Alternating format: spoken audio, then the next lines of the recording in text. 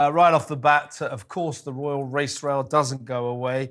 Omid Scobie, the author of Endgame, claiming that he had nothing to do with the manuscript that turned up in Holland with these paragraphs in which King Charles and Kate, Princess of Wales, were named as the alleged racists who speculated or voiced concern over what colour Archie, as then a unborn baby, would be when he was born. Of course, nobody's taking that seriously, but the question is, how did these paragraphs, these incendiary paragraphs, get into the Dutch edition?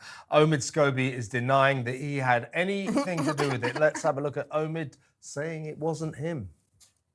Can you, hand on heart, look me in the eye and say it wasn't a publicity stunt? On my life, on my family's life.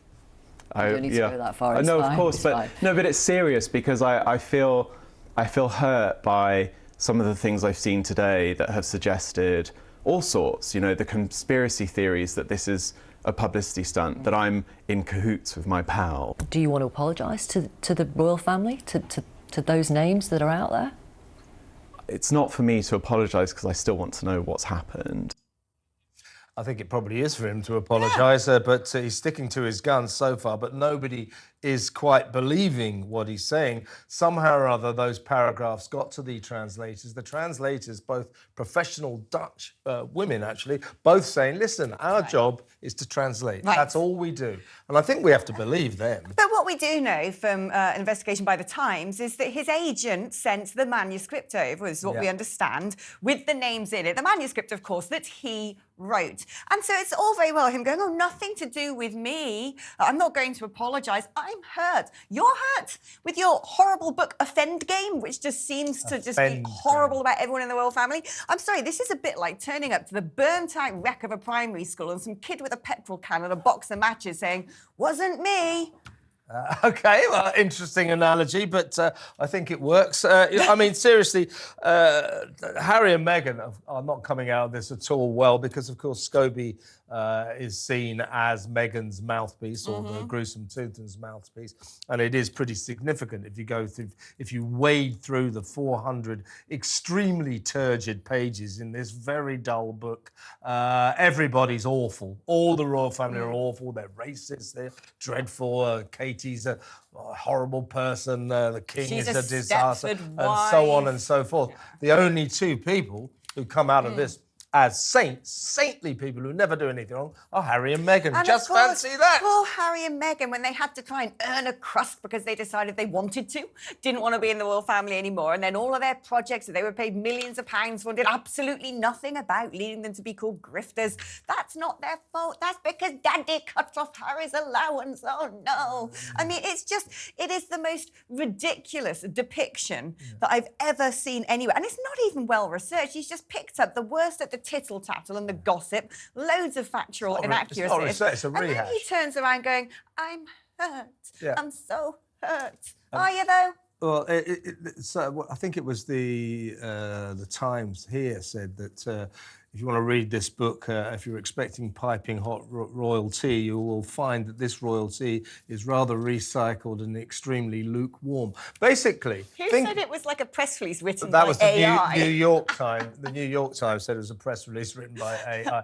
It's not very well written, to say the least. But the main point that the reviewers are making, and I'll make as well, and I know you have as well, Alex, is this. There's nothing new in it. There's nothing new in this book at all. It's what we in journalism call a cuts job. It's a rehash of everything you've seen before. The only new element cropped up in Holland, in the Netherlands, when these two paragraphs suddenly appeared, which are incendiary. Piers Morgan on talkTV last week decided to name them. I think he did the right thing. It's not their fault. No one for a second thinks that either King Charles or Kate are racists, and we do not really believe this story that they expressed concern over the colour of the baby. Well, I mean, speculating is not racist. But apparently there are going to be crisis talks. The Buckingham Palace officials are going to be meeting aides to Prince William this week for critical talks on how to deal with the fallout from that. Now, my assumption, of course, is that Charles is probably very upset upset and hurt by it, but thinks it's best to wash over things.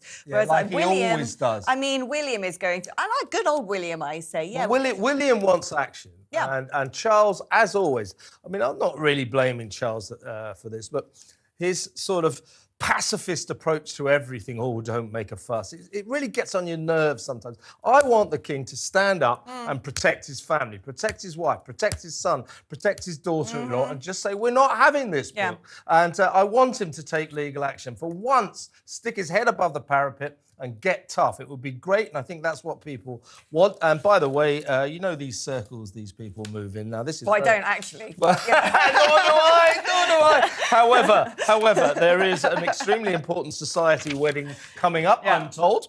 And it's most eligible bachelor. Yeah, it's Hugh Grosvenor and his fiancée Olivia Henson. Hugh Grosvenor, better known as one of the richest men in the world, but certainly in Britain, the Duke of Westminster.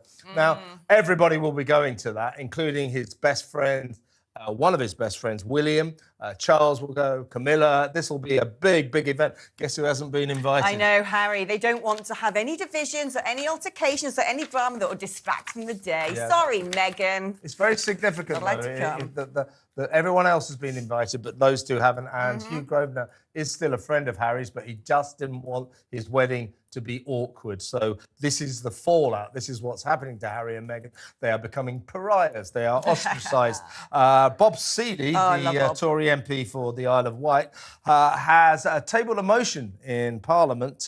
It's to something like the 1917 Titles Act or something. Anyway, he wants Parliament to be given the power to strip this gruesome twosome, the Montecito duo, of their titles and indeed their children.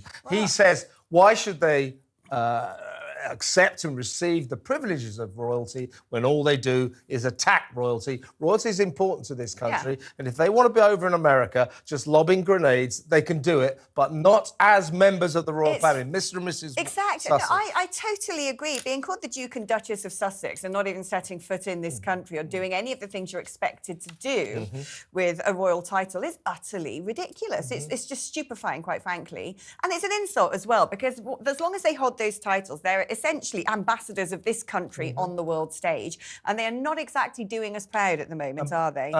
And by the way, Alex, I mean, you know, we've been calling, everybody's been calling for some time now for them to at least say something.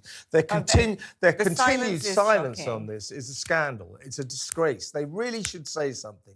Do you denounce this book? If you don't, we take it, you endorse it. At the moment, Harry and Meghan look like they're endorsing They know this the game they play. I mean, I still can't get over when we were sort of shuttling through various clips of Harry giving interviews, when after the whole fallout from the Oprah interview, do your Oprah impression, I really like it. What was that? When it's like... They said, what?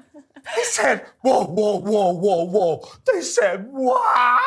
And so on and so forth. It was a bit of an overreaction. I remember the whole world's media started going, royal racism row, bam, bam, bam, bam. And Meghan was like, they had concerns about the colour of his skin. Yeah. And then Tom Pappy says to Harry, so did you, you know, you kind of called your family racist there, didn't you? And he went, no, she did not. That was the British press. Yeah, and then Tom Pappy, right. No one believes you, Harry.